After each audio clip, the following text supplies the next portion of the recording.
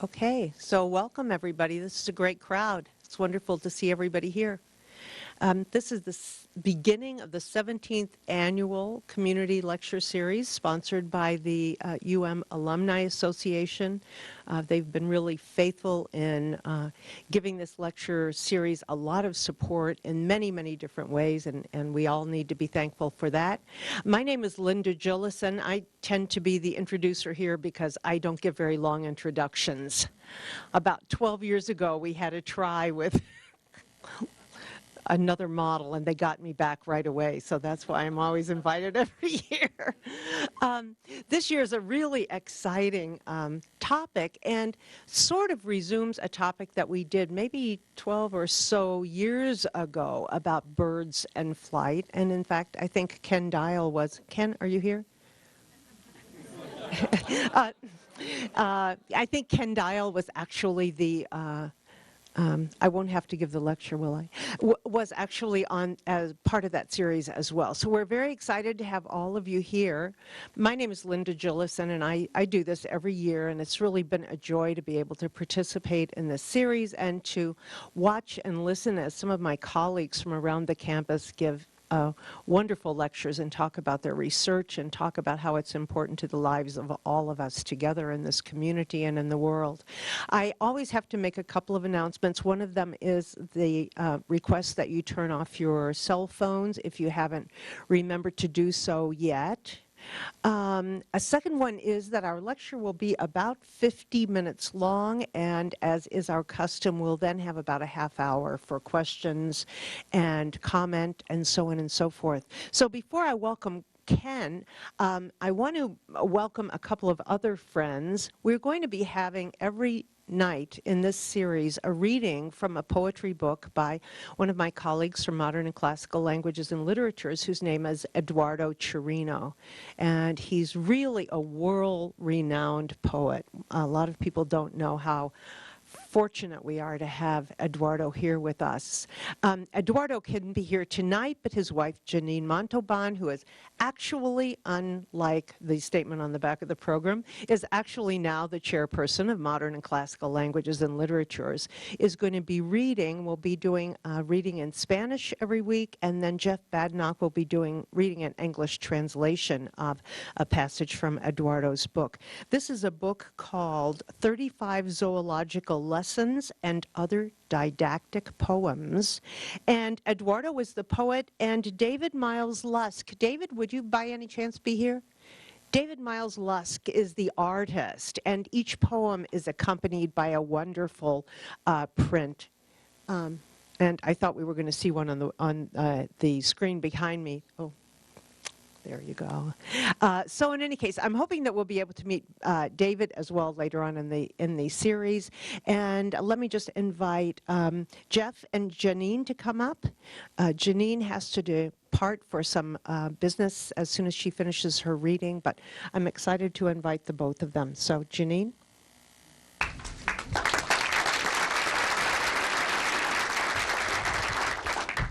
Good evening, everybody. As Linda said, this is a book that's called 35 Zoology Lessons. The book has been published in Spanish. The English edition is coming out in April. And it's kind of strange for me to be reading them aloud because I usually read them aloud for Eduardo to correct and edit the poem. So this is the first time I'm reading it in public. So let's see. Rafus cuculatus. Lujo costoso las alas. Alrededor no había fieras. El clima era agradable. No enfrentábamos peligro alguno. ¿Para qué volar? Nuestros antepasados eran palomas que llegaron de Oriente. Tal vez pasaban aquí los inviernos y luego retornaban. O simplemente las trajo el viento y decidieron quedarse. Desde hace milenios habitamos esta isla. Aquí criamos nuestros pollos, aquí aumentamos de tamaño, aquí nos olvidamos de volar. Y lo pagamos caro. Lujo costoso las alas. En 2 siglos nos borraron de la tierra. Nadie se acuerda de nosotros.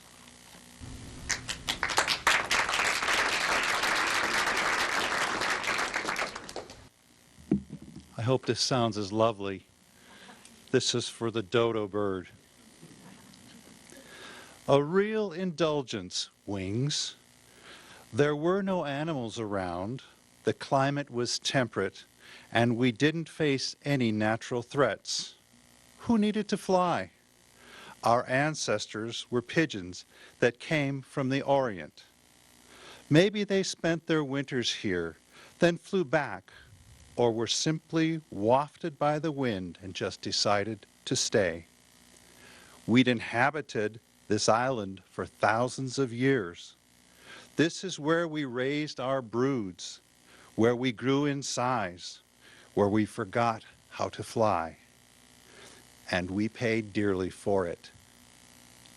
A real indulgence, wings.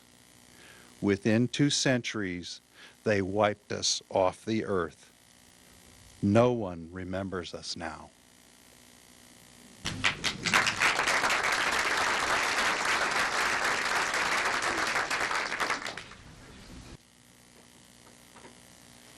Okay, so I think it's time now just to bring on Professor Ken Dial. His topic is Waxing and Waning of Wings, Ecology and the Evolution of Avian Locomotion. And I gather that he's been involved in both biology and aeronautics since he was a young fellow. He's been here with us on campus and has really been putting our name and our campus's name on the map for a good long time now. So Ken, do you want to come up and get started? I'll let you read what's written in the paper, in the program here about him. So Ken, come on up, please.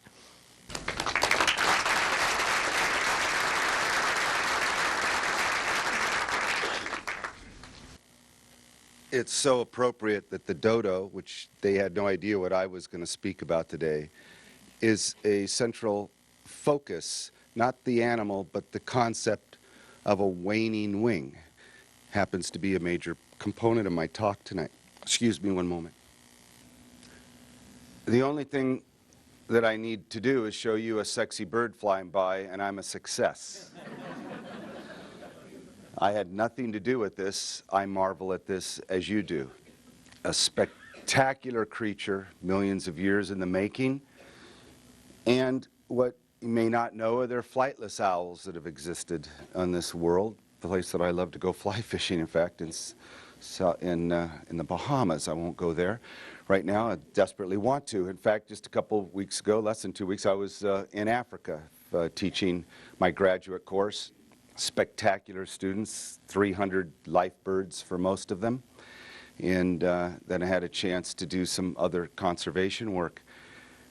Yesterday, walking on the beaches of Los Angeles with my wife, we were mourning the loss of a friend of ours, and we came across a couple of black oyster catchers. My wife, not a birder, but very respectful of birds, just, oh my God, look at the eye, look at the eye ring. Oh my God, you've got to get a picture of this for me. Oh my God. She's a lovely woman. We then flew at 45,000 feet. I had the pleasure of piloting the plane at 500 miles an hour to get back here so I could give this talk. All in all, the point of this is from Africa to flying an airplane, I remain a 61-year-old humbled little boy of how this world works. I am retiring this year, not from academics, but from my full-time professorship, and in doing so, a little tear has been in my eye more than once about the fact that this is a pleasure and a privilege to be able to actually look at animals for a living. I can't believe I make a living doing this, and I'm honored. So I show you this picture over and over again because it is as sexy as sex can be in the air. It's spectacular. But I want you to look at how big and beautiful and spectacularly elaborate these wings are so that we can talk about something that is far more complex. And I'm doing something that is suicidal as a professor. One, I'm professing, and two, is I'm trying to bring together a lot of different topics tonight, and it's dangerous to do so. Some 30 years of my work, I'm trying to pull together into a big picture of why I find this so captivating, and I hope that you'll deal with this journey without too many snores. Is this working if I step away? Lovely, because that's what I prefer to do. This is called the waxing and waning of wings because I want to talk to you about how I think wings came about. I want to talk to you about how wings are leaving us all the time, ironically, after as long as it's taken for them to get here, and how important the big picture is to incorporate all physics, paleontology, ecology, anatomy, behavior into what is required to understand this. And so while I'm going to take you through what are going to be some linear discussions, because we are linear organisms. We like the ladder of climbing one rung at a time up to a straight place to get to the top and we're done. We like straight lines, point A to point B. I'm going to give you about 6, 7, 8 of those straight lines and ask your indulgence to help me put together what I think is the big picture of how birds came about, what birds are doing today, and most likely what's going to happen to birds in the future. And I'm hopeful that you'll hang with me. Some of the great transformations in life have been the advent of wings, from insects, of which there are the most abundant organisms on Earth fly, by the way. They don't run, they don't swim, they fly. And insects, of which there are over 1 million species, you need to appreciate are absolutely spectacular. I'm not going to talk about them tonight. I'm not going to talk about bats, chiropterans, chiropractor, a person who practices with their hand. A chiropteran, a bat, is a winged hand. And this is another spectacular discussion of evolution I'm not going into tonight. Pterosaurs, the first flyers of vertebrates, fantastic, spectacular. We're not going to talk about them, but I want you to understand that these animals took to the skies in a way that, well, I'll bring it up in a moment when I talk about size. It would change your life. I am going to talk about these little feathered creatures, birds. I'm so amazed. The more I work with them, the more I'm impressed with them. In a book that is now coming out on great transformations, I've had the honor to be the senior editor for a book from my mentor who taught me anatomy at Harvard Medical School, and he did so by teaching us the evolution of vertebrates, how birds came about, their development, how other animals developed from the embryo up. He would teach us in order to understand form and functions at Harvard Medical School. This is a book in his honor that will be coming out in the next few months, and I'm honored to have been a part of it.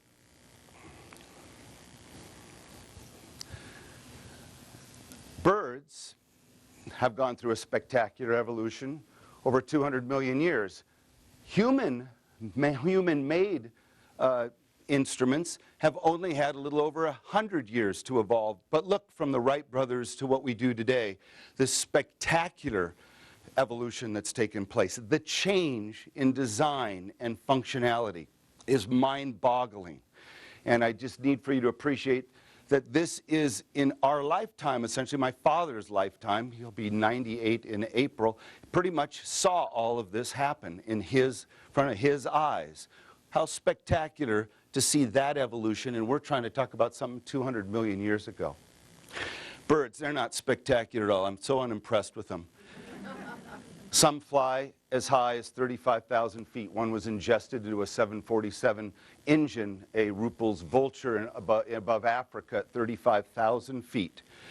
It is not uncommon, and we now know with GPS that there are certain godwits that fly from Alaska to New Zealand diagonally across the Pacific Ocean non-stop. They don't get to stop 4.5 days of flying. Millions of wing beats, don't get lactic acid buildup, and they land at the same spot. And I had time to tell you that their parents leave before the kids, and the kids do it without the parents, blah, blah, blah. It's not my, it's, never mind. Airplanes, birds, they share certain elements of aeronautics, of elevation, of power, and I'd like to share a few of those elements with you, because for you to understand how beautiful a bird is and the limitations of the behavior of a bird, you really need to understand a little bit about aircraft and vice versa. So first thing you need to understand is that there are limits to size of organisms in this world. The largest organism probably that's ever inhabited this earth is a blue whale. It needs to be in the water. This could not live on land because it needed the buoyancy. The largest mammal today, but certainly not the largest that ever lived, is an elephant, who I got to see eye to eye about this far away from just 2 weeks ago for the 25th time, or 25th trip, I should say. And very humbling and very beautiful, but understand that's the largest of the terrestrial animals that live today. Of the birds, an Andean condor or a Ruppel's vulture. This is a Ruppel's griffin vulture, but if you had a lappet-faced vulture, which we'd call a Nubian vulture, or a Andean condor, the largest, one of the largest birds on earth today. This has to support himself in air. This has to support himself on land. That gets to support himself in the water. These different buoyancies of these different media, or I should say the different support for these different media, dictate how big something can get. I can assure you, we sit here comfortably, warm, having eaten. We're very, very comfortable. Walked here, drove here tonight. If there were birds the size of an elephant, if there were birds the size of a blue whale flying around, I guess I would have an empty audience here. I mean, just, well, I don't even want to go. You have to wear a raincoat just to get through.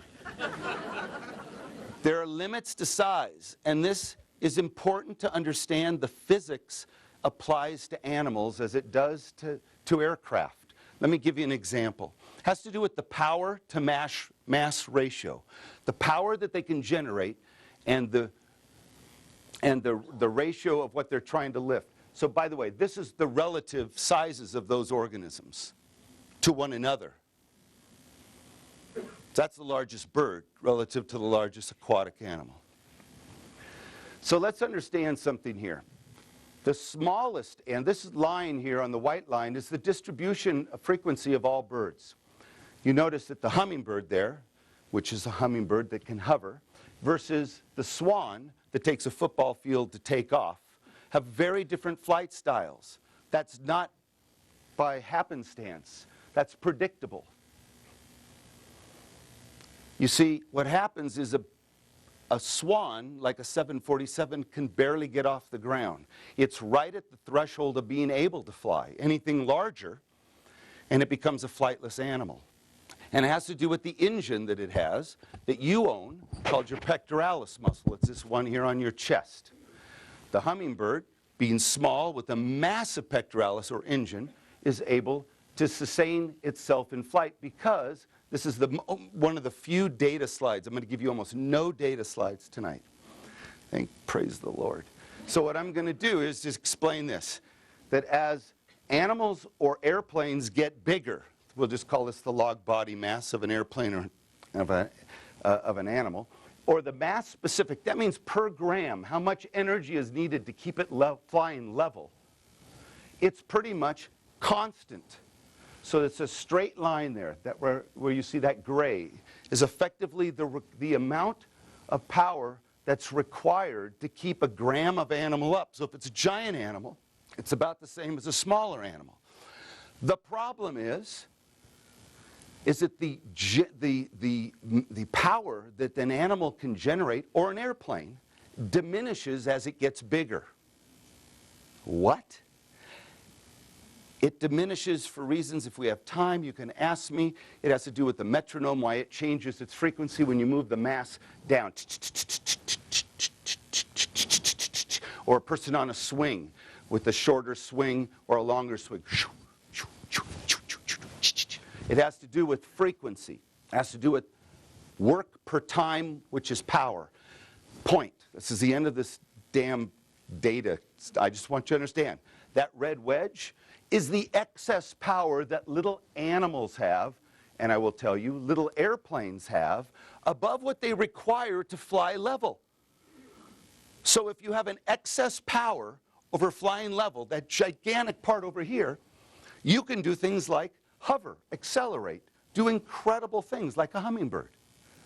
If you're sitting down here, right here where this arrow is, you're getting to the limits of flight. When you get past it, you've exceeded it. So let me share that with you. Here's the difference. The power to mass Here's a 747 that had to land an emergency on an island, on a runway that was too short. This is a dangerous and unfortunate moment, except where they got rid of the passengers and most of the fuel.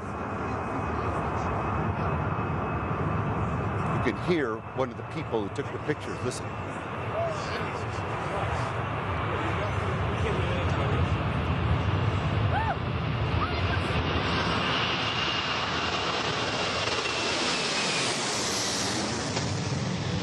If you didn't hear that, there was a crude term. But anyway, that 747, which weighs nearly 1 million pounds fully loaded, only has about 100,000 pounds of thrust. So as long as that entity can be thrown down the runway with that thrust, the wings lift it. But if you have something that has a weight, a mass, and a power that equals or exceeds it, it can hover or fly straight up. Do you follow? So if we're trying to look at, let's say, a fighter jet that has equal or better power to mass ratio, look what it can do when it wants to. So there's your hummingbird, and the other is your swan. Are you with me? Well, physics with birds is the same. One of my colleagues, Eric Green, will give a talk in a few weeks. He and I wrote a paper, and a paper about the allometry of behavior. It's important to understand that the size of an animal dictates its behavior, not the neurocircuitry in its brain. You could put me in the 747, you could put me in the F-22, and it would be able to fly just like you saw with the same brain. The difference is the power that's available to the pilot to perform. Do you get that? So a hummingbird comes up to you and buzzes around your lapel, your red lapel, knowing you're a sloth, knowing you are slow as can be. A big tough bird, an eagle, will fly away from you if you get within a half a football field from it because it's concerned that you might harm it.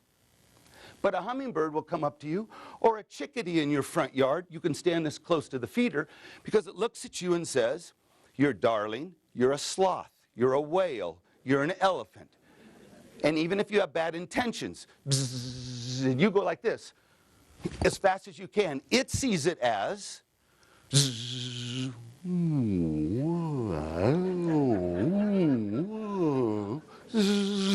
and it's gone. An animal understands its power to its mass. That ratio is critical to understanding bird flight, airplane flight, and the evolution of flight, story one. So if we look at the different sizes of birds and we look at them on this power curve, we notice as they get bigger and bigger and bigger, they come to the point where they finally cross and become flightless. And this is important for you to understand. This didn't happen by accident or random. We understand the power to mass ratio of birds. We measure them in our lab. We performed a way to measure that. Another story, as I mentioned in the medical school. We are beautifully, splendidly related to all these vertebrates. We share the same muscles.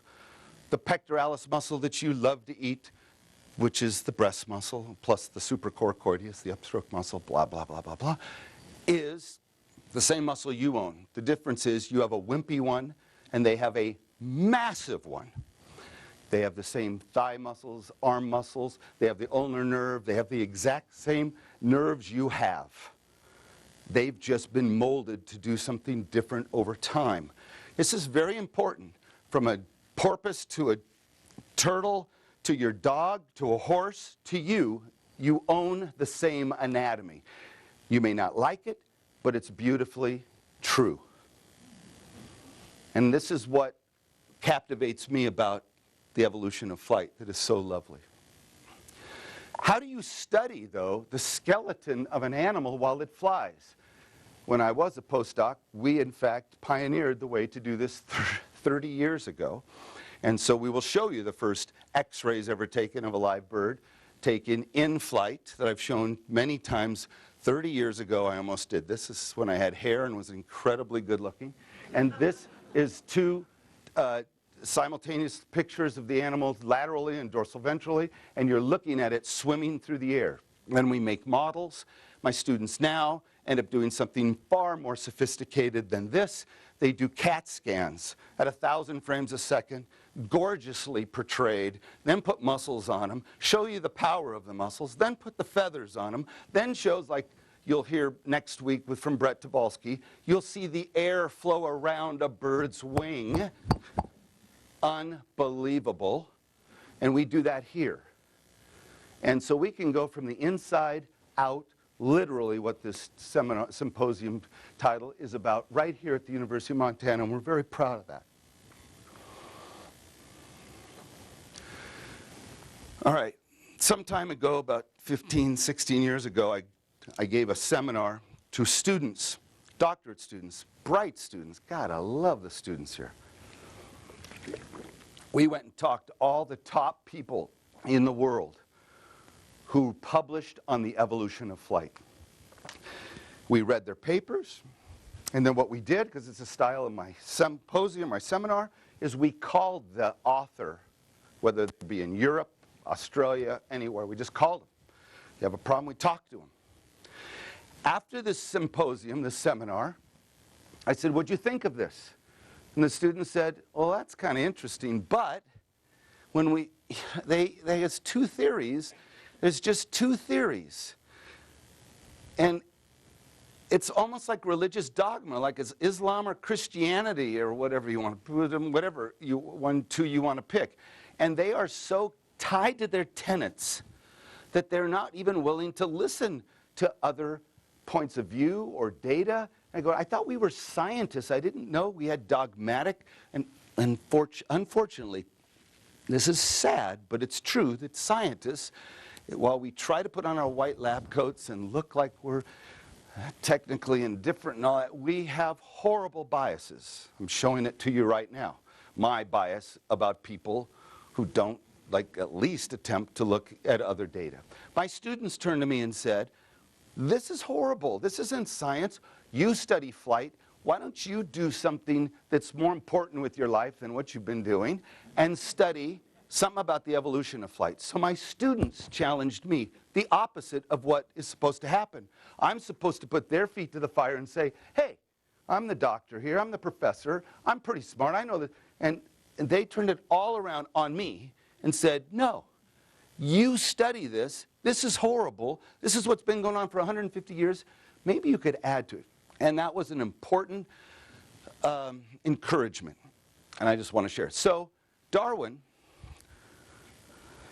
in 1859, when he published his seminal work, not only did he give us a theory of natural selection to try to explain evolutionary biology, the changing of organisms through time, he also said, you know, it looks as though, in fact, his bulldog Huxley said, in fact, he was the one who actually pushed this. It says, that looks as though birds have come from reptiles, in fact, more specifically, dinosaurs. And a very prominent biologist at the time, who first agreed with Darwin and then became pious and wanted to find a way to undermine it. His name was Sir George Jackson Mivart. He said, Chuck, it's a cool theory you've got. It's pretty interesting. Animals evolve, this is all cool, and you're trying to tell me, the birds with the big beautiful wing that we just saw of that eagle owl that was flying on the first slide, that came from a reptile? Oh, fascinating, Chuck. Good work. I just have this little teeny problem with that. In the evolution of birds from reptiles, what good is half a wing? What good is this little teeny diminutive wing? I see the point of a functional big wing, and I see the little reptilian legs, but you're telling me they evolved from them. What good is half a wing? Damn good question. A very legitimate question. One that has consumed me for 15 years. So these two theories, one is the tree down, called the arboreal. One is the ground up, called the cursorial, which means to run, to be a cursor, to arboreal, like Arbor Day as a tree, to be tree down. There are camps. They're galvanized now. They're just absolutely cemented. Paleontologists, ornithologists love this. My job over the last 15 years is to throw a hand grenade in the middle of this. And the beauty is, I have no idea with my little mind how it happened, but we've been extraordinarily successful in doing so with data and not with arm waving that I'm doing right now. So let's see if I can convince you. What have we had in the past? We've had Archaeopteryx, the gold standard, what some people call the Rosetta Stone of fossils, showing us shortly after, 2 years after Darwin's thesis that this was discovered. A spectacular, the Solnhofen specimen in Germany in the Bavarian Alps, and now there's about 15 specimens, 7 really top-notch, that were found what we thought was a reptile, but with small wings and feathers. Turns out to be Archaeopteryx pteryx means wing, and arch means ancient, like archaeology, the ancient wing. So our job is to try to bring fossils to life in my lab and try to say, how do we take a fossil and turn it into something other than this static, dead, two-dimensional, ugh. How do we turn it into something that's living?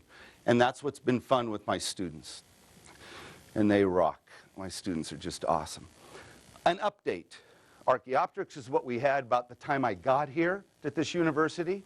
And now we have about 300 different specimens of other fossils that are nothing like, well, not nothing, that aren't Archaeopteryx, that share with us the anatomy and the feather structure and the wing size of these extinct creatures.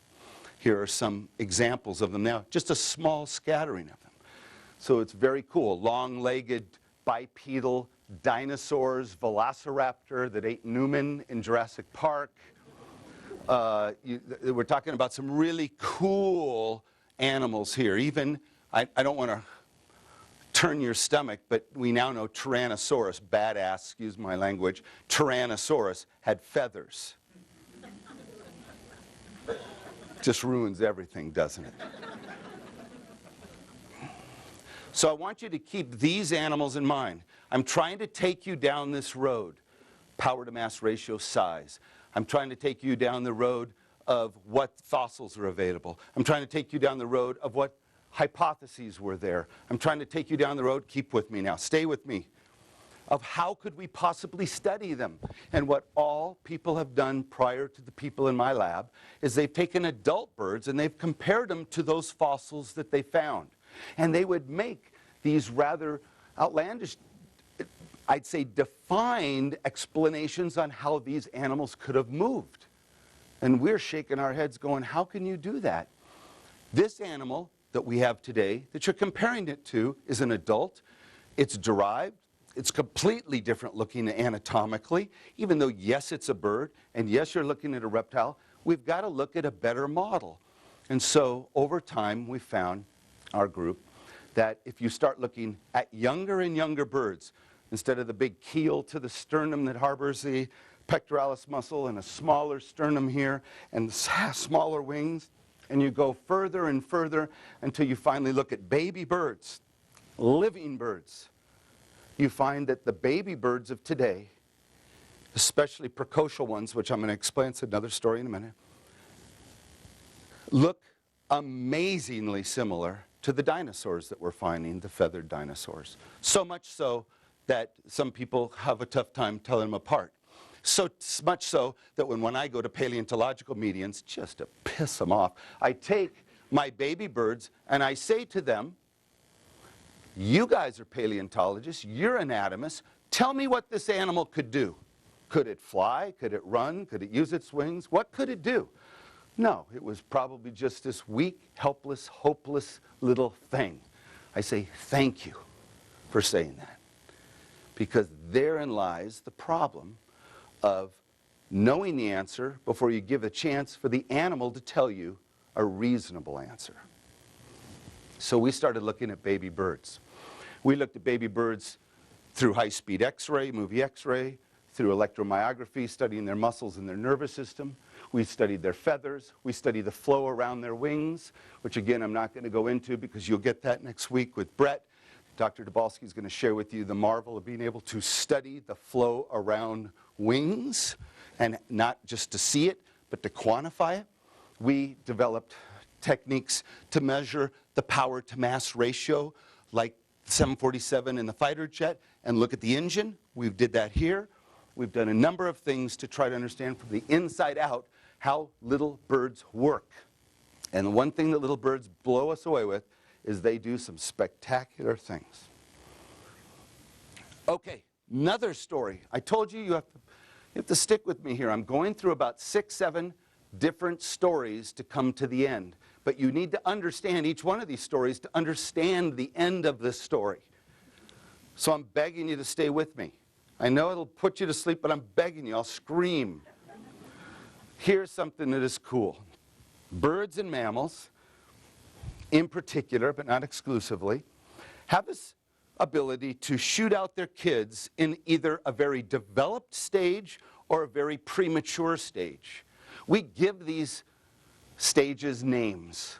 If they are ahead of their time, kind of happening, kind of able to move, fully clothed, we call a kid in school or a bird precocial. They're kind of ahead of the class, kind of doing their thing, kind of a little more developed. On the other hand, we have organisms that are born naked, thermally dependent on the parent, completely vulnerable to predation. Eyes welded shut, or pretty much shut. And who are these? All the songbirds. Who are these? You. And they take a long time to develop. They require an extraordinary amount of parental care. But at the other end of this parental care and coming out at that stage, they're able to do things that a hoofed animal can't do. Cure cancer, surgery, fly airplanes, build things, because they have dexterity and they have the knowledge of their environment. There's this beautiful playoff. If you're born on the ground with lots of predators, I don't have the time to be a surgeon. I just want to live to see tomorrow. So I'm born with the equipment to run. So what happens, it doesn't matter. We'll talk about this about other groups. Let me just go to birds for a second. There are birds, like most of these songbirds, naked, eyes shut, need help. Then you have pigeons at the top, kind of halfway. Then you have anseriforms that can run the day they hatch. And then you have some birds, like birds I was able to study in Australia, called brush turkeys, that can fly the day they hatch. And they can fly better than their parents the day they hatch. And they're the only ones, in fact, that will migrate to another island because the parents are too heavy to move. They're called megapodes because they have big feet. And as they get older, they have these incredible legs, and they invest in their hind limbs. I could spend an hour on them. I have no time. They have zero parental care. They come out with no siblings. A kid pops out by himself, going, huh, and by itself. No siblings, no parent. The dad's walking around, could care less about it. Built a mound the size from here to here to here, a mound of dirt, and that's the nest. He doesn't even care about the bird. But this kid has to deal with the vagaries of the environment. No parental care, but very precocial. On the other hand, super precocial, all the songbirds, the most diverse birds. It turns out that these guys are on the ground who have rather primitive precocial behavior, and those that live in very complex nests, have very complex parental care, have this incredible four-limb investment. You have to understand this. This is not just a bird story, even if you don't like birds. Some of you probably just came here because you were dragged here. It doesn't matter. There's animals, and all mammals and birds have this spectrum of precocial, and other animals have it. Fish and insects, they go through instars. The point is, they change body form. This is very important to understand how organisms come into this world, and how they get through that vulnerable stage. It's probably one of the most exciting things left, I think, in whole organismal biology is to study the development of young. There's a million other things, but this is really a rich one. And these are, again, from when I was in Rwanda or in the Serengeti Plains, you get to see altricial, precocial animals everywhere. Why does this matter? Because birds do something that no other group does on Earth. It grows to the adult size. A bird grows to the adult size, in some cases 1 week.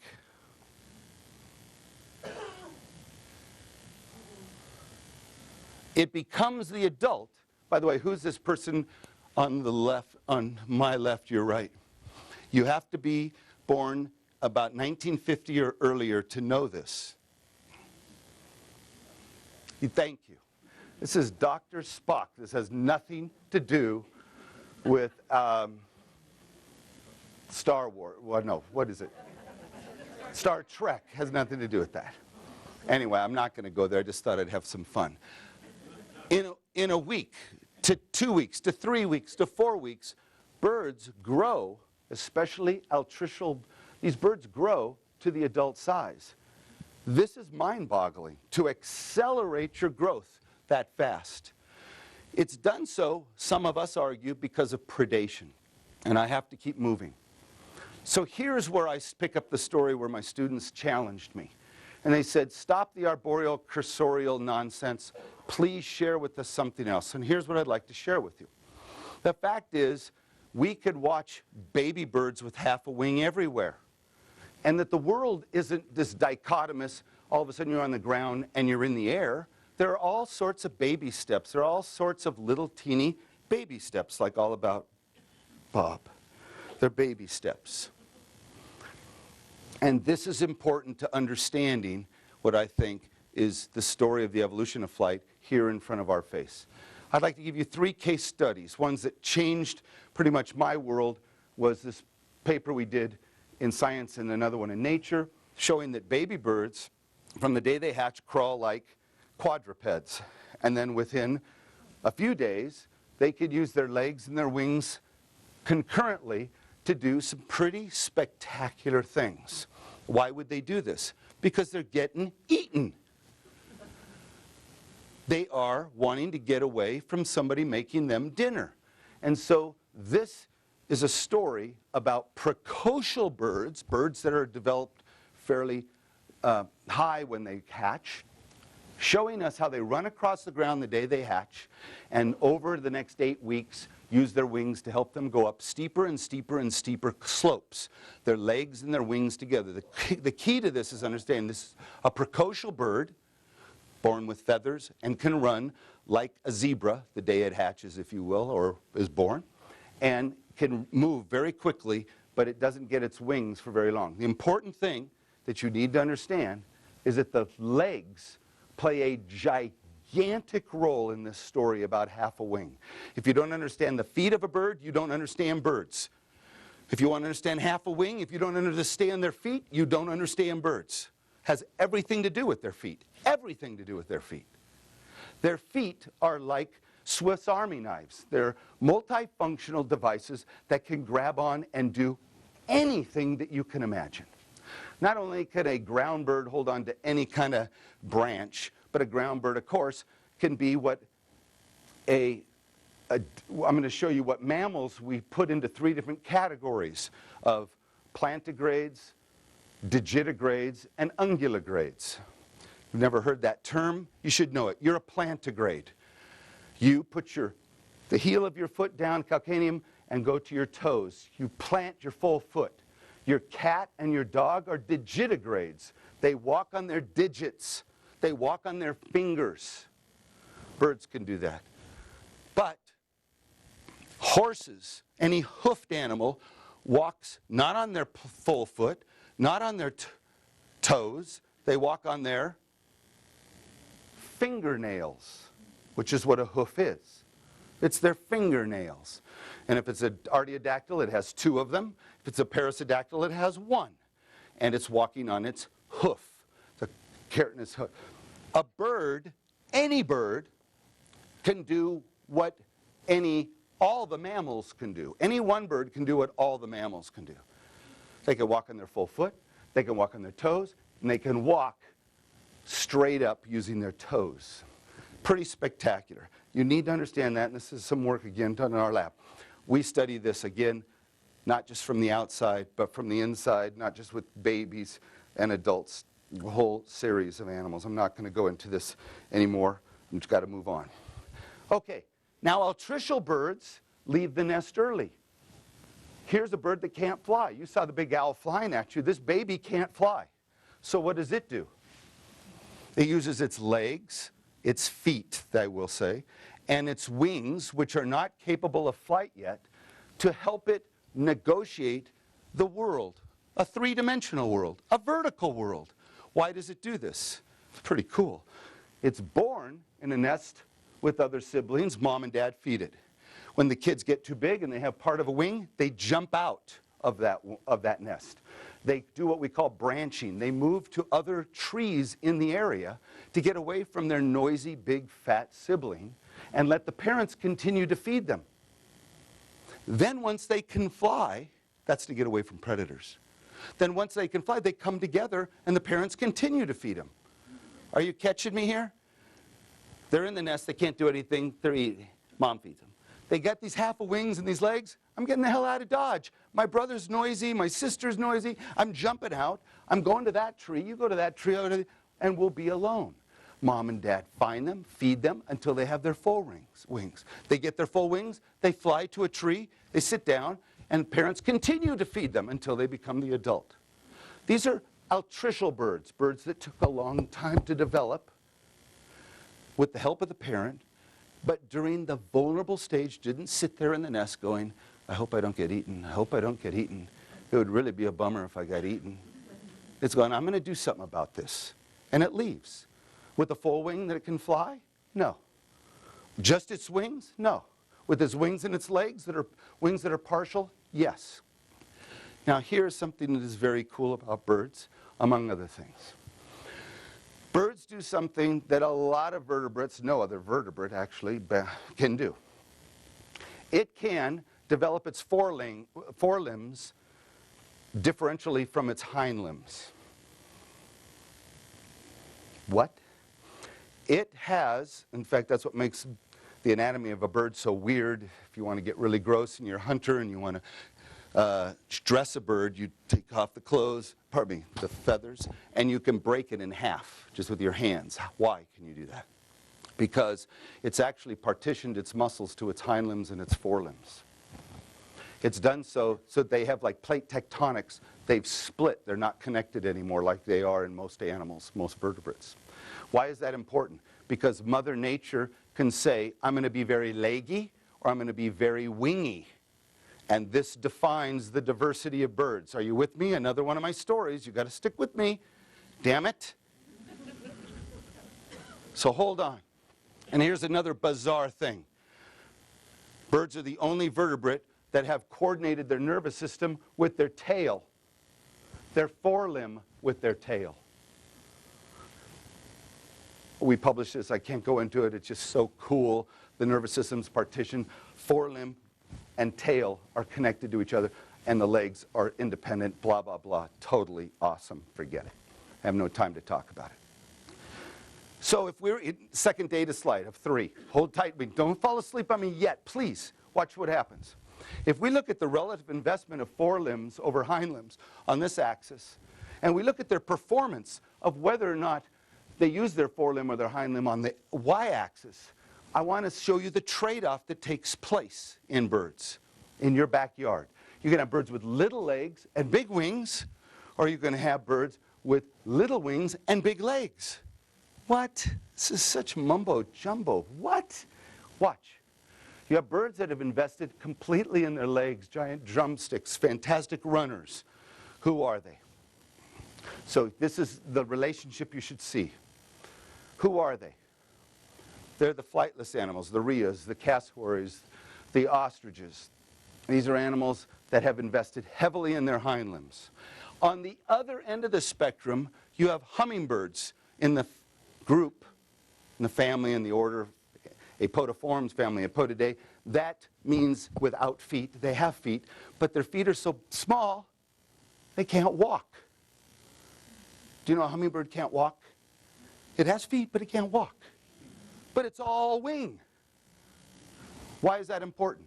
It's invested, it's taken the hind limb, forelimb trade-off and thrown it all into the forelimb and said, I'm leaving my hind limbs alone, they're baggage, I don't need this crap, I just want to hold on, that's all I want to do, I don't need to walk. But there are birds, 10,000 living birds, that live between these two. Here's a tropic bird, like a hummingbird. That's an adult trying to walk. That's an adult trying to walk to feed its kid. It can't walk. Spectacular flyer. You were just in Hawaii, Hank and Carol? Did you see tropic birds? See, this is what I'm talking about. Now, there's everything in between. You have birds that are primarily terrestrial and weak flyers, like a roadrunner. Or you have something who's a weak walker, but a spectacular flyer, like a pigeon. And we have, within this range, 10,000 living species that have emphasized one or the other. Are you catching me here? Power to mass ratio, paleontology. Are you with me? Forelimb, hind limb, using your feet and your wings, half a wing together. You can emphasize hind limbs and forelimbs. Are you with me? Because I'm going to take you to hell in a little while, and you have to have done your homework with me. I'm trying to explain everything. So here is a cool animal, case 3, where the hind limbs are precocial and the forelimbs are altricial in the same species. So a duck, as simple as a mallard, can run almost as fast as an adult the day it hatches, can swim, can't fly for 2 months, can do nothing with its wings for 2 months. And I have to give credit where credit's due, because you'll see the word dial here, and this seems like a cheap plug, but I have to tell you, this is my son's work, who did it for his master's, not with me. He was somebody much brighter than me, David Carrier, Utah, and my son is now finishing his PhD at Brown. Went to fish because I ruined him. So he studied how the day they hatch, there's a pillow under here, pillow. He studied each day how fast they could run and if they could use their wings against gravity. And he studied them their whole development. And then he did something that was very cool. He went and he looked at how they swam. And you notice the day they hatched, they could swim fast as their parents. Then the juveniles tried to use their baby wings and effectively in the water. And the reason this is so important, folks, for those of us who are in the business of trying to understand natural selection and incremental adaptive stages so that you understand every day how it could get better, here are the data that show how ducks or all waterfowl use their limbs and hind limb and forelimb together on a daily basis. If you look at the top line, it's their legs. They start off running. 60% of what the parent can do, they come and they can run faster than a parent as a juvenile because their wings haven't developed yet. They got big legs. Then they start putting on all these big, heavy muscles for their wings, and it starts to diminish their ability to run. And that's also the relative amount of investment in their chest, or pardon me, in their legs that they've put. Now, on the bottom line, this is their wings. I have no wings, I have no wings, I have no muscle, I have no muscle, I have no performance, I have no performance. It's 2 months, finally, boom. But when you look at their legs and their wings working together, not separately, which I've tried to show you with the owls, with the chucker partridge, with all, I'm trying to show you the wings and legs work together. That's the middle line. So every single day they get better escaping predators by using their webbed feet and their baby wings in their extended nest, which is the water, until they can fly. And to me, this is one of the most elegant studies, not just because he's my damn son, but because it shows something that is so beautiful about hind limbs and forelimbs being precocial or trichal. It shows you about incremental adaptive stages. It shows you something about the way Mother Nature builds bodies. Okay. Now, Used a owls. brand new Here's but a snowy unfinished owl wing. we see on PBS. Unexpected way. An unexpected way, they said. Unexpected, interesting. And here is a terrestrial animal But and an owl courage comes of necessity. that we saw. And there are the Arctic others are foxes trying to eat these baby owls that can't fly. And there's water in front of them. What am I trying to share with you? I'm trying to share with you the function of half a wing. Are you with me? Okay, I'm going to do this until you beg me to stop, and it will be soon. We have much to learn from baby birds. A lot to learn from baby birds. We have another project going on with my colleague who's not here. He's in Borneo. Colleague who's been here for over 20 years, Tom Martin. He should have been a part of the series, but he's he's busy and he's gone. He's in Borneo. He has been studying baby birds and nests for 30 years, has studied 25 to 30,000 nests. And what we're collaborating on is this concept of how altricial birds, songbirds, that have fledging dates from 1 week to almost 4 weeks, why are they so different? What defines the date of fledging? And it has to do with the rate at which you develop. And we have some incredible data. I don't have time to share my last data slide. And that is, if we look at the data we have now, this is going into Science or Nature for sure. This is, we're so proud of this, this is data, 25,000 is to show that if we look at the development of the hind limbs and the forelimbs, I'm doing this with Brett Tobolsky as well, major player here, that we see that the rate of predation on a nest dictates the rate at which that baby develops and how much hind limb, forelimb development, whether it's a week or 2 weeks or 3 weeks or 4 weeks. Awesome. I don't have time to go into it. So when I first brought up this story about 13, 14, 15 years ago, colleagues went, very famous ones, oh, this is bizarre and derived behavior. This wing-assisted incline running is what we called it. And it turns out 15 years later, they couldn't be more wrong, because as we go through the survey from primitive birds or basal birds to the derived birds across all of the orders of all birds that we've studied, there isn't a single bird that we've looked at that doesn't use its hind limbs and its forelimbs together. It doesn't matter what group they're in. And the point is, this is a common behavior that occurs as this is going up what we call a phylogenetic, or the genealogy of birds, the living genealogy. And it's just showing that they're all doing it. I've got to let some of this go because I need for you to see that everybody does it. This isn't something that's unusual, that's done just by the 3 cases that I showed you. There is no bird that can fly through development that we haven't seen that doesn't use its wings and its legs together. And this is very important, we think, in trying to understand the origin of flight. This goes on and on. I'm gonna truncate it because I don't want you guys not to fall asleep on me. Sorry. So here is my last suite of figures, and these are my pyramids from hell. So this is how I want you to put all the different little sub-stories that I've given you together. I'm not saying it's the best way it could have been done. I'm just saying it's the way I've had to do it. I would like to do something that no one's done before, which is explain all bird diversity, all bird evolution, all on one major graph. I told you that I'm an idiot. I told you I shouldn't be doing this. I would drop that too. I'm trying to explain what I think is the big picture about birds and dinosaurs to you today that hasn't been done before.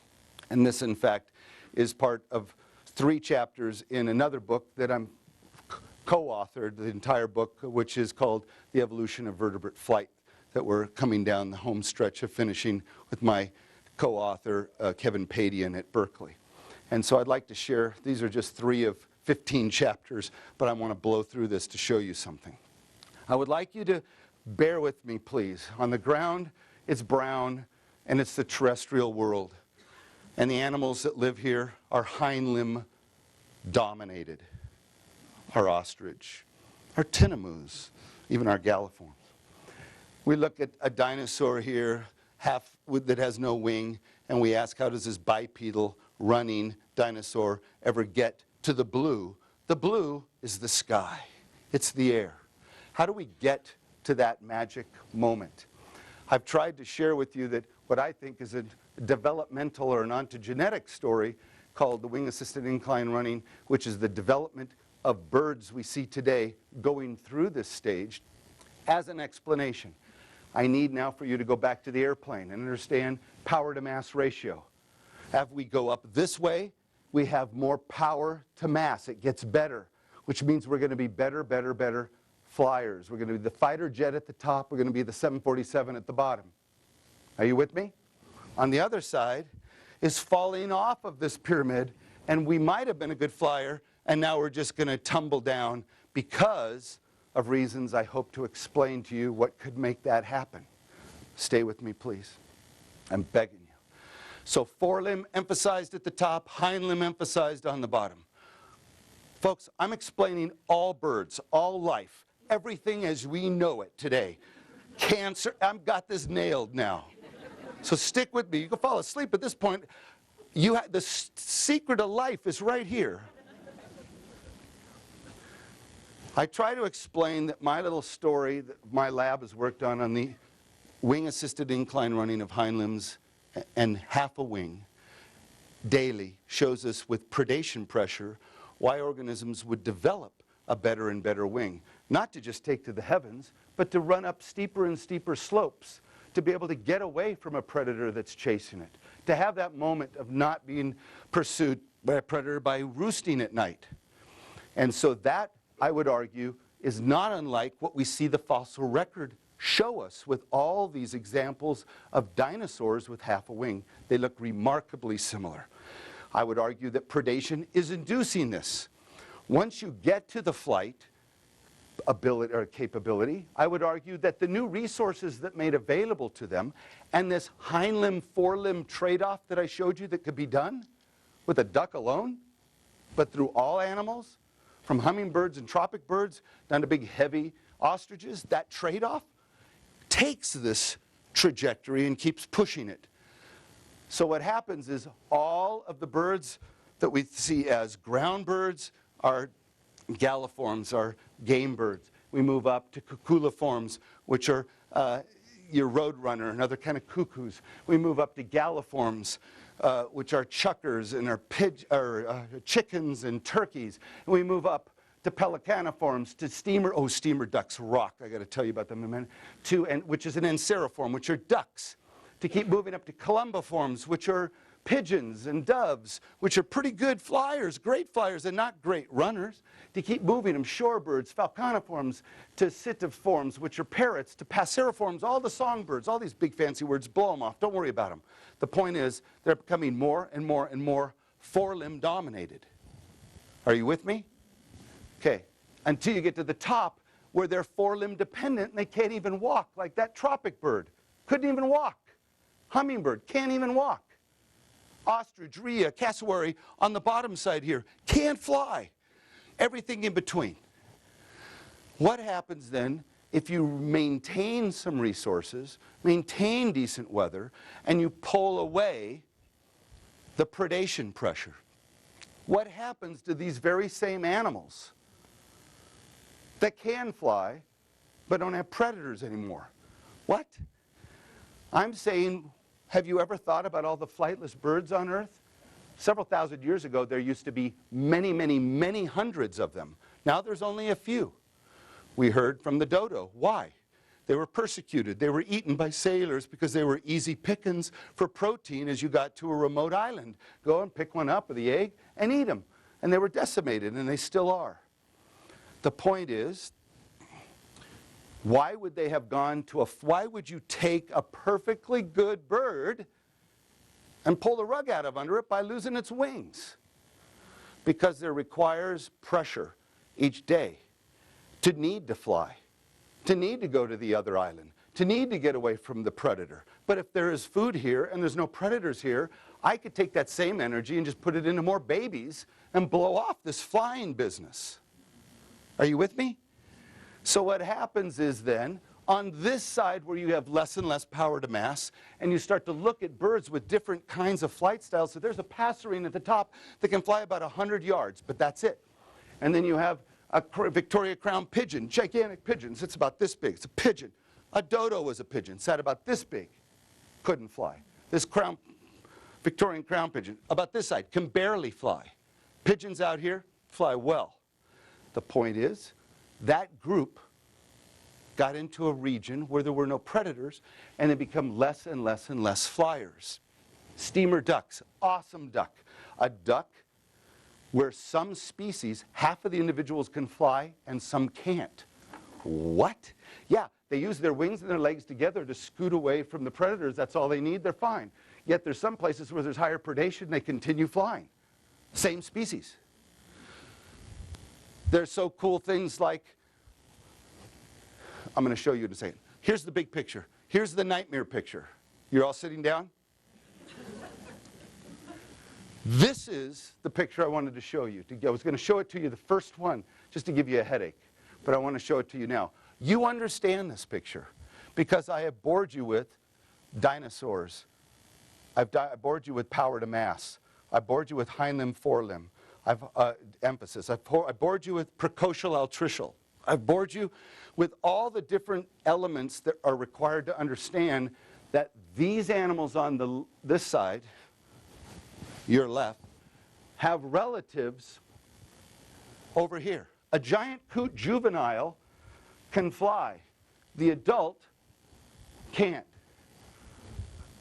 Rails, some of them are some of the greatest flying birds. Many, many of them who get on islands don't. You have steamer ducks, some that don't fly at all, and some that half the species fly. You keep going through all these birds. There's all examples of living groups of birds that have flightless forms. Why the hell would you lose flight? That was the whole point in the first place, was to get into the air and be free. Well, because it's costly. And there needs to be a reason to be prompted to get into the air. And if there is no predation, and you're in an isolated area that has temperate weather, and there's food all year round, and one who has the most babies wins, I think I'll blow off flying. Oh, 500,000 years later, sailors come, take advantage of that? Well, that's a bummer. But that's the other part of the story to let you know how vulnerable they are. So I'm trying to share with you what we think is the history of birds.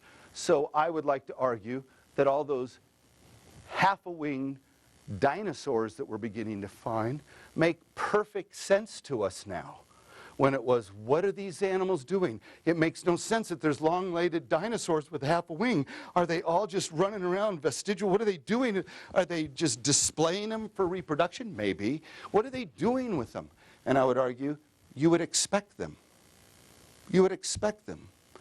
In areas where there's high predation, they're striving to get away from predators on an incremental daily basis. Not to just go from the ground and go to the sky overnight, but to do it incrementally, inch by inch, angle by angle, in a habitat by habitat. And we're seeing that today. So living birds, I would argue, demonstrate the story of the evolution of birds from dinosaurs. The fossil record's consistent, the behavior is consistent, the anatomy is consistent, and I'd say that we've come a long way from whether we needed to know if it was tree down or ground up, because part of each of those hypotheses is true, but taken on their own, they're pretty vapid. But taken in the big picture of understanding the ecology of birds, the behavior of birds, the anatomy and physiology of birds, understanding the fossil records of birds, going outside and seeing birds, understanding that big birds are scared and little birds are cocky and bold because now you know why they are. I would say that is the story of understanding how birds came about. I'm not saying I'm right. I just would like to say I think I'm a lot closer to what reality is, because it fits all the data that's there, but I could be wrong. So I'd like to summarize and say little rudimentary wings with multifaceted feet have high function. That this locomotor modularity of hind limb and forelimb is very important in understanding the importance of dinosaurs and birds. That the developmental spectrum of precocial and altricial and a predation driving it, just like a zebra on the African plains, is critical to the story. That you understand form-function relationships of behavior, really important with body size. And I need just for us to reach into the fossil record and learn more and more and more. So you were all forced to watch this 1,000 times.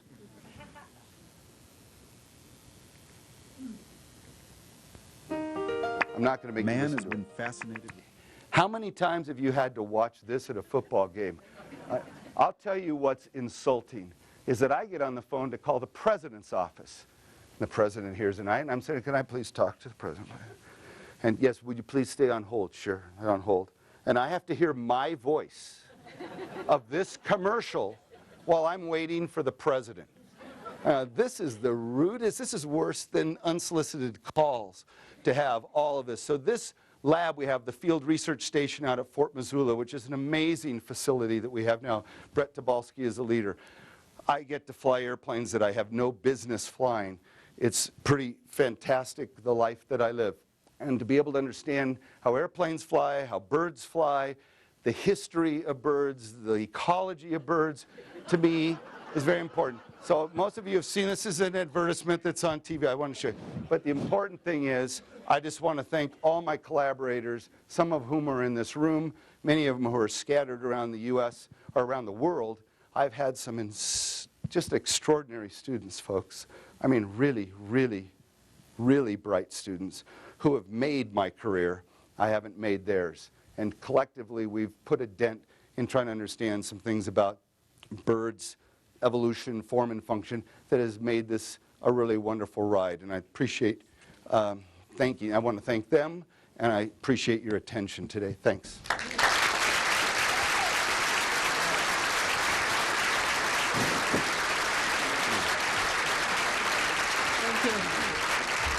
I'm thinking maybe that last trick was one of those that we shouldn't try at home. It's only for skilled, trained professionals or something. Okay, as you know, our pattern now is that we'll have about a half hour or something like that for questions. And we have two people here, one at each side of the hall with microphones. So hold up your hand if you have a question and we'll direct. Here's one And right please here. don't be shy. If you want to leave, go. It's all cool. Don't feel a prisoner here. I'm all fine. I get this. Okay. But this wonderful theory of everything you explained, I just wonder where the penguin fits. It's atricial, it has lots of predators, and it can't fly. Yeah, it can fly. Flies in the water. It literally flies in the water, but in a medium that's 900 times dense. And it's fast. I don't know if you've ever been around a swimming penguin, but they're extraordinarily adept and maneuverable and can accelerate with amazing speed. So they do fly, but the world that they've lived in, they live in. And note, when they get out of that world, which they be very vulnerable, they are. In fact, the most vulnerable time of a penguin's life is when it's trying to get on land to have babies. And that's when all the leopard seals try to just nail them. So when they're trying to get out. And then when they walk, they're on land in the Antarctic and other islands where there are no predators. So they breed where there are no predators, and they go to great lengths to get to places with no predators. And when they're in the water, they're as adept as any predator in the water. That doesn't mean they don't get eaten. Anything can get eaten with the stealth of a group of sea lions coming up and nailing them. They do fly, just not in the air. When you showed the tropic bird on the ground trying to walk to feed its baby, could the tropic birds take off then from the ground? They do, but they don't use their legs to launch. They get into prevailing winds on a cliff and just launch off. And when they're in the air, I don't know if you've ever seen them, they are spectacular flyers. Very agile, very aerobatic and incredible. They actually land on the water but take off again from the water by spreading their very long wings. And they figured out a way, just like an albatross. You know, an albatross, one of the longest winged birds in the world, are also called goonie birds because they look like nuts when they try to land or take off. If you've ever seen one land, they actually come in for a landing, they have a very high aspect ratio wing, which means they don't deal well with low speeds, but they're very proficient at high speeds, and they crash on their faces all the time. And it takes them forever to take off, and they run, and they're beating their wings, and they go for a football field, and then get into wind and go. But once they're on the wing, I don't know if you realize some of these wandering albatross and royal albatross, they have babies that take 18 months to grow. And the parents take off, the females go to Africa, the males go to South America. The baby's standing there, downy. 2 weeks. Parent comes back, regurgitates all this fish that they've found, and we now know they do that because they put satellite tracking on them to see, and with the Japanese long lines, they were trying to figure out why they were, certain sexes weren't coming back. The point I'm trying to make is that they look goony, they look goofy like the tropic birds, but they go to places without predators and they have lots of prevailing wind, which allows them to fly like a good glider. They sleep on the wing, by the way. They get off the ground, the babies, they leave the ground. And they don't come back for 5 to 6 years, and they're on the water the whole time. Some sleeping on the wing, flying 24 hours a day. I don't even want to go into it because I don't understand it. Yes, sir. Why do you think there are no smaller birds than hummingbirds? I mean, you talked about the upper limit. What about the lower? Well, that's an excellent question, and I could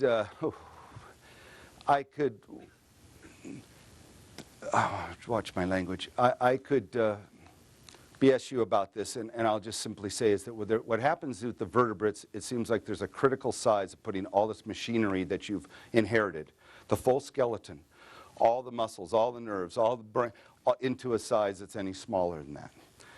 That's not an answer to you. Another answer would be it's thermodynamics, that as soon as you get too small, you get too hot. Another is that you get too small, it requires more energy than anything could keep you alive. The problem with hummingbirds, just like shrews, they've got to feed all the time. And as you continue to get smaller and smaller, the demand for you feeding gets higher and higher and higher. I'm talking about the amount of time. So I can't answer that. I don't know. Excellent question. And some of us ask that, like how small can you get? But a bee hummingbird of Cuba, as far as I know, is the smallest bird on Earth. Somebody might know better. I know enough to be dangerous. Don't be shy. Yes, sir. Size. You were saying there are limits both on the size of land animals and the size of flying birds. And Yeah. Got any theory on why, in the times of dinosaurs, you both had pterodactyls, which are way bigger than any current birds, and big dinosaurs? So this is an awesome question. Yeah, I promise to. And that is, we see in today's ecology about 5 groups of big birds. They all are around 25 pounds, or around 12 kilos. They are Cory bustards, they are the swans, they are the wandering and royal albatross, they are turkeys. What's the other one I'm missing? Condors. Thank you, thank you, thank you. And the condors, Andean condor and like a Nubian or lapid face in Africa. Those are the 5 biggies. The question is, well, we know they're Quetzalcoatl and some of these other gigantic pterosaurs. We think, again, we can't answer this with surety, but most of us who are in this business would argue they could not take off from the ground, just explode. They had to be like a hang glider, and we find them in areas where there are mounds and prevailing winds, like hills and prevailing winds in Texas and other, where most likely they were scavenging birds, not predaceous birds that were going around, the big giant ones, and landing and eating and then getting up on a hill, and because they could walk on all 4, actually, pterosaurs, and crawl back up and then take off again. And just like Vultures today, if they engorge themselves, they can't take off for a half a day. They have to go hide and walk around and find a place to hang out and then get up on a hill and then take off because they're vulnerable, because they also get to the limit where they've eaten so much they can't take off. We see this actually in Africa. But great question, and the first answer should be, I don't know. The second is, we could maybe guess, and that guess is, we think that behaviorally they were more like a hang glider and a scavenger than they were any kind of bird that could launch from the ground, because they didn't have the musculature to be able to do it, and muscles don't seem to have changed, have not seemed to have changed in the history of animals from houseflies to you and me. They are still sliding filament and proteins and myosin actin, blah, blah, blah, blah, blah. Don't seem to have anything that is that different than, other than asynchronous muscle of some insects. Could be able to generate power that we don't, that is off the charts. Yes? Are there limits to size for airplanes? Absolutely. But that's based on the power source. So engines are getting more and more and more efficient. That's one thing, but that's because they're able to, but we're getting to a pretty interesting threshold right now. You'll notice that the biggest planes on Earth have 4 engines and not 2. And that's because the power of mass of the small, of the engines is actually higher. The small 747 and an A380 have 4 engines. They require that because the mass of the engine that can generate a particular power is higher when you have a smaller engine and put a bunch of them on them, just like Howard Hughes did with the goose, the spruce goose. So the answer to your question, not the answer, the response to your question is, I don't know how big they can get, damn big, but it depends on how many engines you're going to put on, but not just that. It depends on the wing that you're building. Because, again, the 747 requires the airfoil to be pushed through the air to lift the mass up passively against gravity. It's because it's moving in the air in such a way that it's creating negative pressure above the wing to lift this 1 million-pound entity with engines that might only be 100,000 pounds of thrust. The wing is doing it. So it's that marriage of the wing. So a missile is all engine, and big airplanes are wing and engine. And so how big can a plane get? Probably really, really, really big if you put better and better technology of the engines on them and a big wing. Probably didn't answer that very well. Sorry. You mentioned flies. Yeah. And when you started out, you said you weren't going to talk about insects, but it seems like the dynamics of insects flying is fundamentally different than the physics of a bird. I mean, the physics of a bird flying has to do with forward thrust and air over the wings, whereas when you see a fly, it doesn't seem to be forward thrust so much. It's more like a hummingbird. How close are the two flight dynamics? That's a very sophisticated question, and I'll try to give you a semi-reasonable answer. I'm not sure I can do that. They do fly similarly in the sense that they are generating lift and thrust, and we want to get into physics. Quite frankly, lift and thrust are the same thing. It's just the orientation in which the force is moving. So that's a whole other story, and that is that, and most insects have 4 wings and not 2, except for your housefly, which is called a dipteran, which means 2-winged. But other 2 wings that it had historically are little balancing elements called halteres. They are highly maneuverable, so that's a whole strategy of, we won't go into, of why they have 2 wings instead of 4. But they do use, what's different? They use muscle that is called asynchronous, that doesn't turn on in a way that yours and mine does. My nervous system, I'm telling my biceps to go like this, my triceps to go like that, and I'm doing it, say, go as fast as you can. I'm telling it that. The brain is telling my arm to do that. As you start to get into insect, they have a carapace of protein that you push on it. It's kind of like a piece of plastic, and it rebounds on its own. It's resilient. And so what happens is they set up a frequency of a muscle that is asynchronous. It doesn't require this one-to-one input, so they can get a higher frequency of the muscle contraction and passively get the muscle to rebound and not have a upstroke muscle, blah, blah, blah, blah, blah. They're able to do something with their exoskeleton that's different than our endoskeleton. This is the exoskeleton. And my endoskeleton is my bones you can't see and the muscles on top of it. And they are able to get into a frequency that is higher than a vertebrate. But still the basic principles, if you put flow across their wings, it still has to be laminar flow, it has to have lift, it has to be able to power to mass ratio, it has to deal with the same basic parameters. But I'm not saying it's exactly the same, but overall it's very similar. So what about feathers? Did birds have feathers that were used for something else before they started getting wings? Or did they kind of invent them as they invented wings? So that's a great question. You know, it's like chicken and the egg argument, but I'll tell you what the fossil record says. The fossil record so far says that dinosaurs developed feathers most likely for insulation. It probably had to do with thermoregulation. Secondarily, probably had to do with sexual display. That could have been certainly a part of it. And that they co-opted them as they got more and more surface area to do little teeny improvements in behavior, like I try to show with baby birds that cannot fly even close to fly, but can move up higher and higher inclines because they have a structure that can develop even a small amount of lift, which we've shown how baby birds, the day they hatch to the day they're adults, how that grows. And so to answer your question, the fossil record implies that most likely the feathers developed in dinosaurs that had to do with thermoregulation, probably sexual selection on top of that, and then another co-op was for flight. Yes, sir.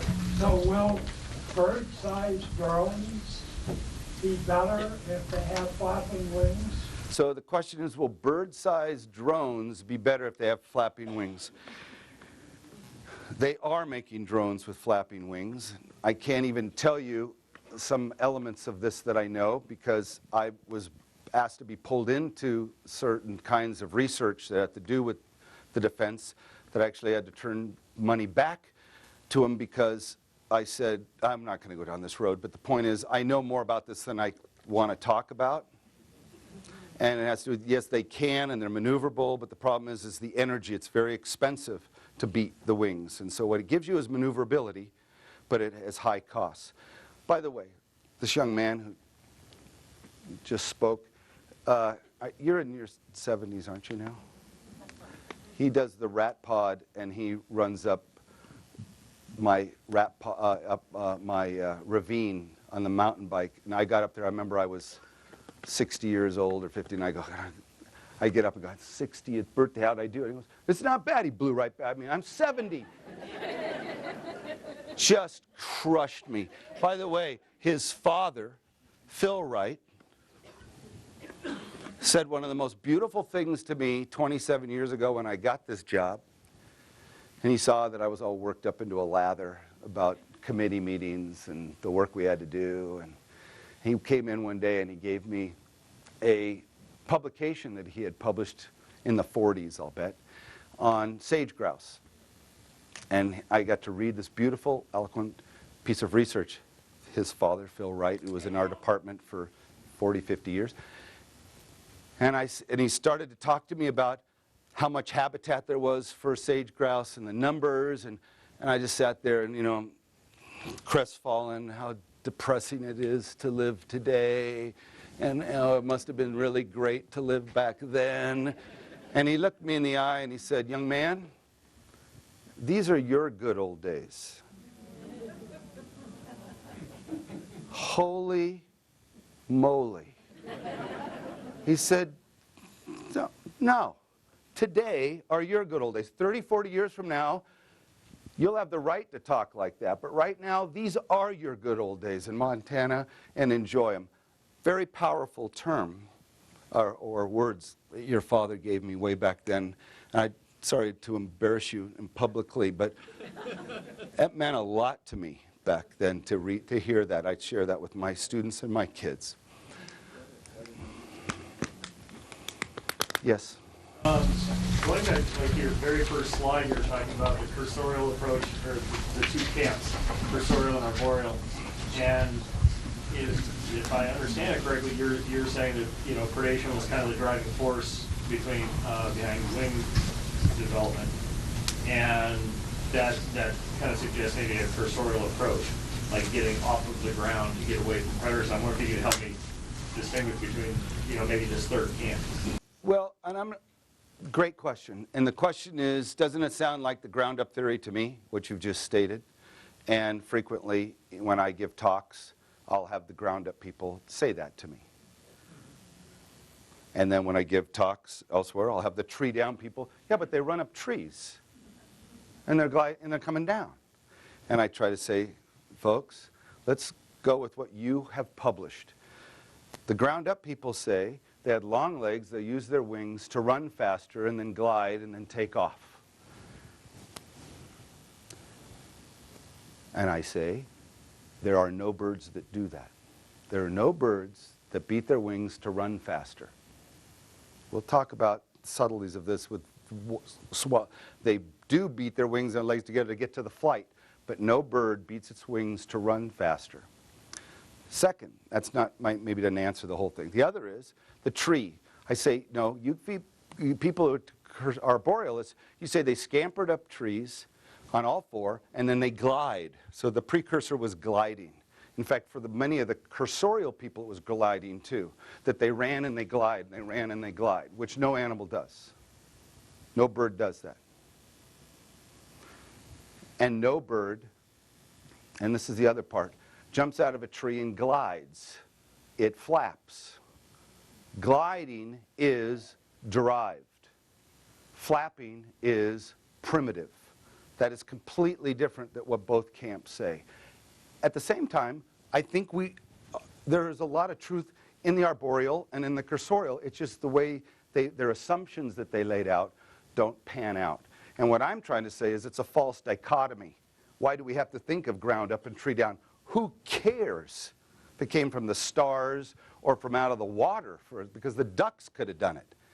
All I'm trying to say is it has to do with wings and legs were used cooperatively either to get up trees and then flap down, or to cross water, or to do whatever they were ended up doing that I show birds do today. And I would just argue, just like there are no new trophic levels, or there are no feeding styles of birds we don't see, that probably exist today that didn't back then, and vice versa. I think we're seeing pretty much what Mother Nature does today and what she did a million years ago, just been molded a little differently.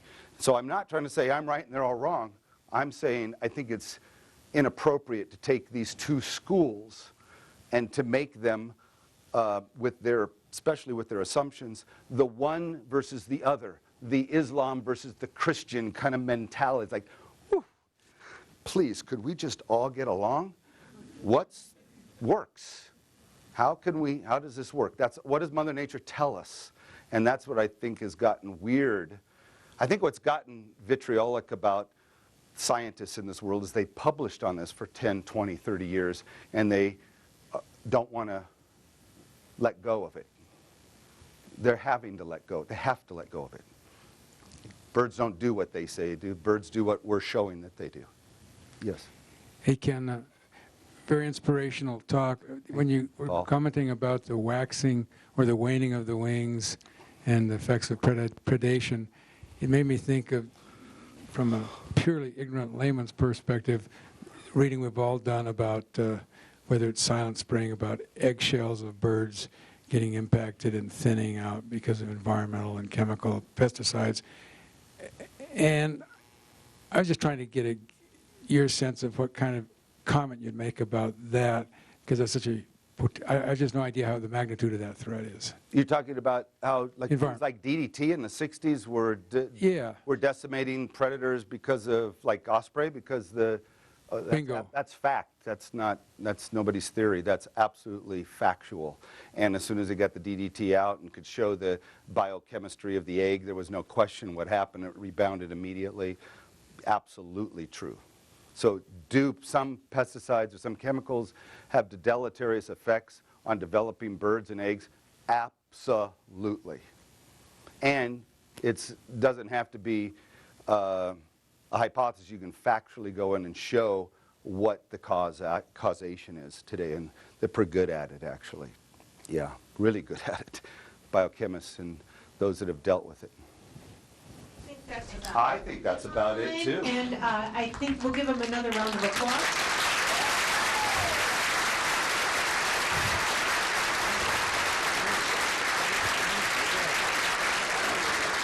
And I think Professor Dial will be glad to talk to you down here at the front if you want to wander down. Thank you very much, everybody. See you next time.